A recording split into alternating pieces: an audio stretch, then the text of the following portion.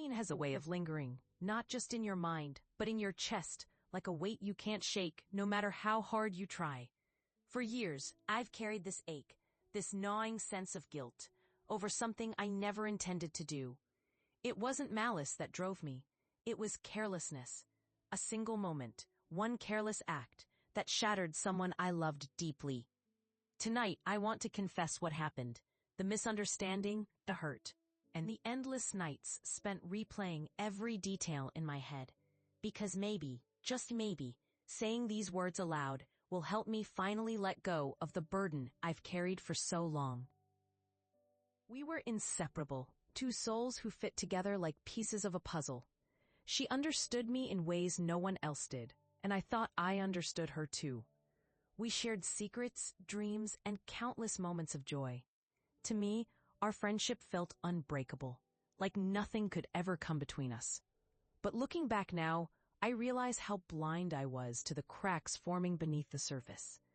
I assumed she knew how much she meant to me, that my actions would always speak louder than words. I couldn't have been more wrong. It all started with a single conversation, or rather, a miscommunication. I was venting about something trivial, sharing frustrations with a mutual acquaintance.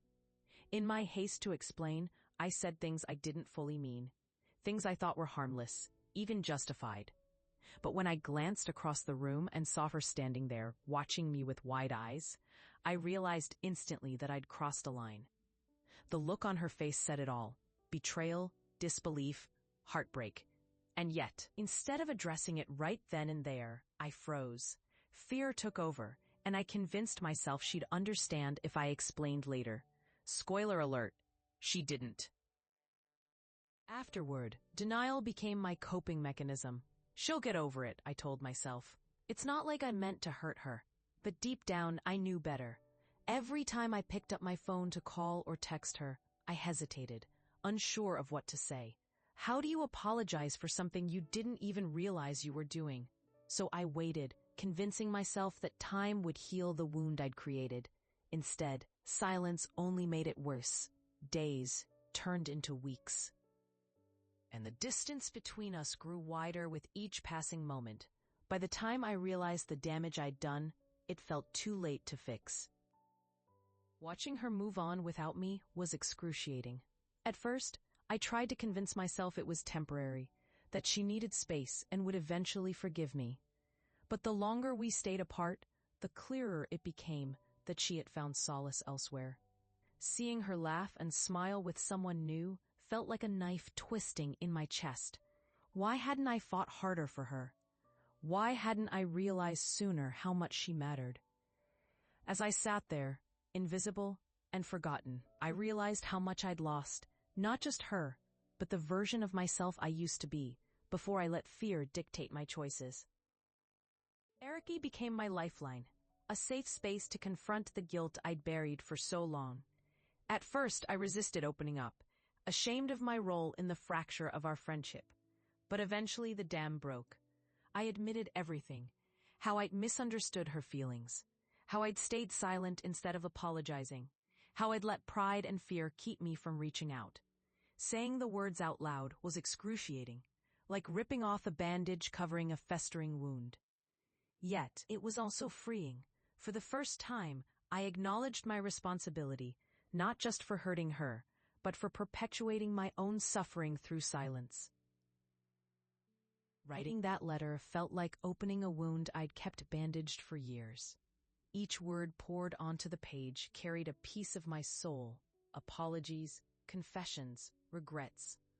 I wanted her to know what she'd meant to me, how deeply I'd hurt both of us by pushing her away. Yet even as I wrote, doubt crept in. Would she even read it? Would she care? Or would she dismiss it as too little, too late? Still, I needed to try.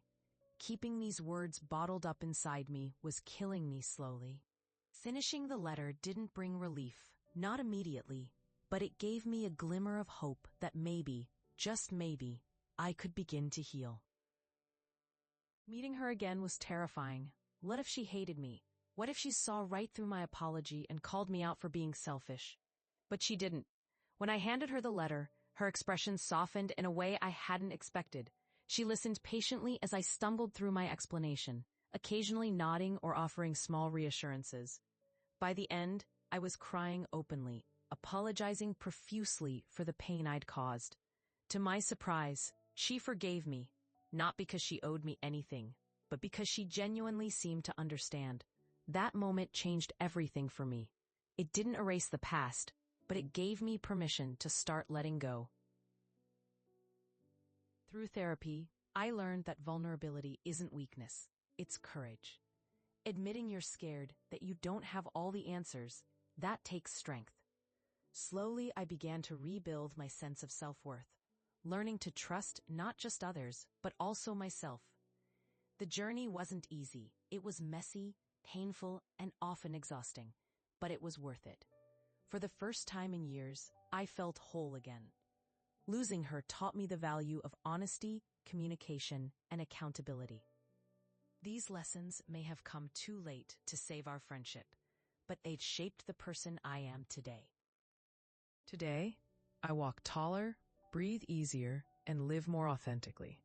Regret will always linger, for missed opportunities, for moments I wish I could undo, but it no longer defines me.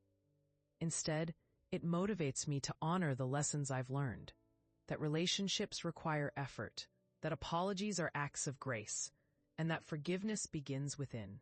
As I stroll through this park, feeling the warmth of sunlight on my skin, I remind myself that healing isn't linear. It's messy, unpredictable, and often painful. But it's also beautiful. Thank you for listening to my story.